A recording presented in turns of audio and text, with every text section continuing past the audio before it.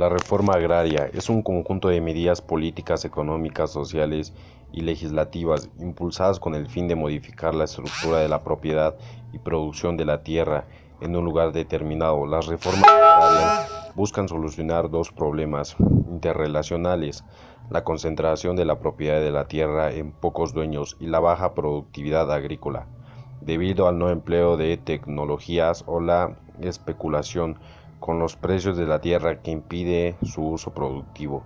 En los años 60 del siglo XX se concentraron importantes cambios agrarios impulsados por diversas causas.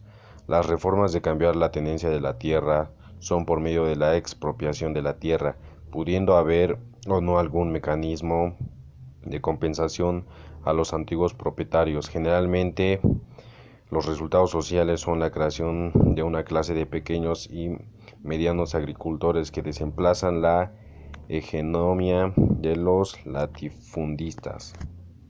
En 1929, la derrota de los militares sobregonistas que se rebelaron el mismo año, la manipulación, humillación y caída del malhable presidente Ortiz Rubio en 1932. Esto fue la consolidación paulatina del régimen nacionalista como el omnipresente poder personal de Calles que controló al nuevo presidente Alberto Rodríguez. El logro de Calles, el mantenimiento del poder personal detrás y a pesar de la institución formal de la política que él mismo había iniciado, fue más precario de lo que parecía a muchos. Le había granjeado numerosos y cardinales enemigos políticos. Entonces había que mostrarles diferencia o desafiarlo. Aspecto social del periodo de entreguerras. A raíz de la Gran Guerra, la población quedó psicológicamente dañada, debido a que la guerra afectó a todos los ámbitos político, económico, social. Es decir, fue una guerra total. Las consecuencias de esta guerra produjeron un cambio profundo de las estructuras sociales y la vida cotidiana de las personas. Para muchos expertos, la Gran Guerra fue conocida como la gran ruptura de la civilización. Hubo un gran número de muertos y heridos que verían su salud derrotada de por vida. Miles de personas de los diferentes países afectados por la guerra tuvieron que recibir pensiones de invalidez. Millones de personas perdieron su vivienda, originando migraciones forzadas en masa. Este hecho hizo que las sociedades tradicionales de gran parte de Europa quedaran destruidas. Se tuvieron que crear campos por la gran cantidad de refugiados. En general, en toda Europa existieron los problemas de vivienda, debido a la destrucción de las mismas o la interrupción de la construcción durante la guerra. La sociedad sufrió una fuerte reducción de la calidad de vida. También hubo un descenso de nacimientos.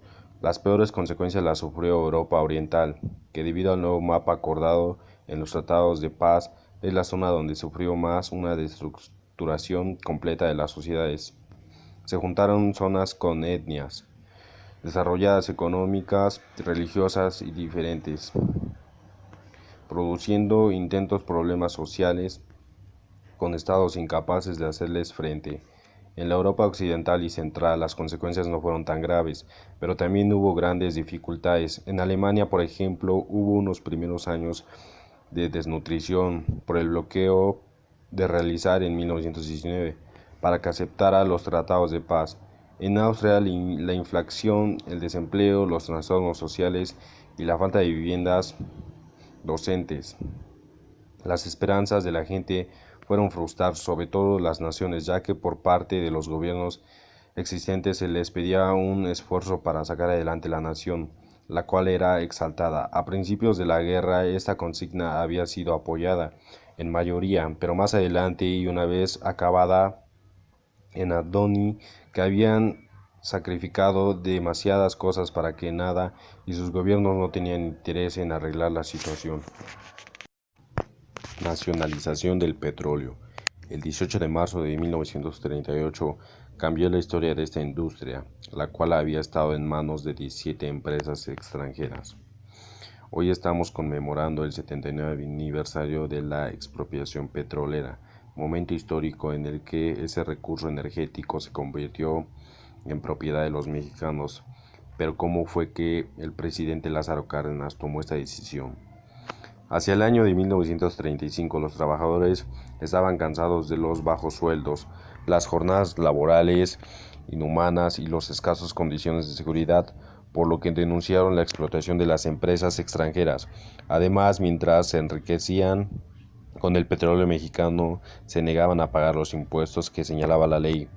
Fue entonces como los empleados buscaron aliarse para formar sindicatos, pero estas compañías no lo permitían. Después de algún tiempo de lucha lo lograron y los empleados pudieron organizarse en estos grupos.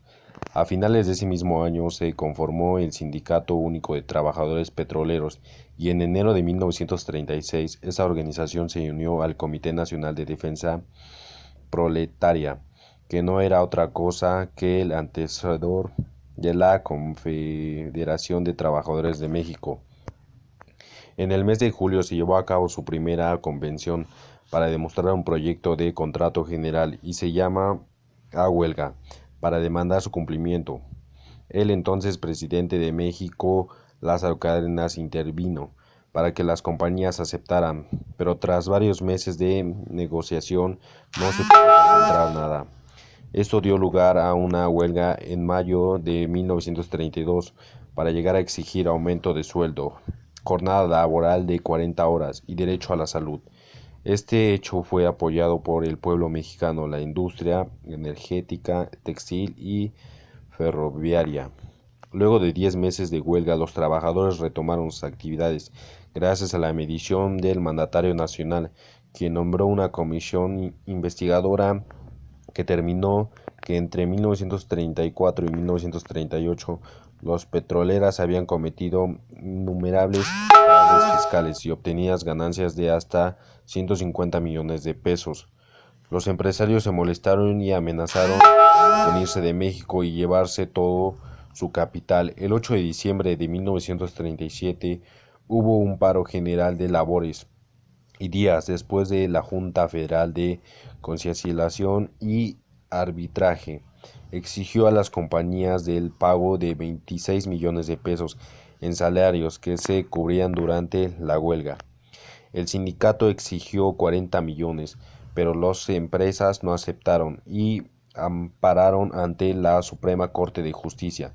Sin embargo, el fallo de este órgano no fue positivo, pues además los obligó a subir sueldos y mejorar las condiciones de trabajo. Hay quienes dicen que Cárdenas pidió a los empresarios que pagaran los 26 millones de pesos para acabar con la huelga, pero debido al despotismo de cada uno de ellos, decidió expropiar las empresas petroleras.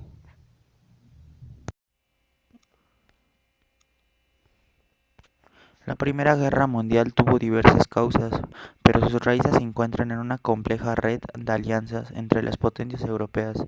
En esencia fue la desconfianza entre la militarización de la informal Triple Entente, Gran Bretaña, Francia y Rusia, y la secreta Triple Alianza, Alemania, el Imperio Austrohúngaro e Italia.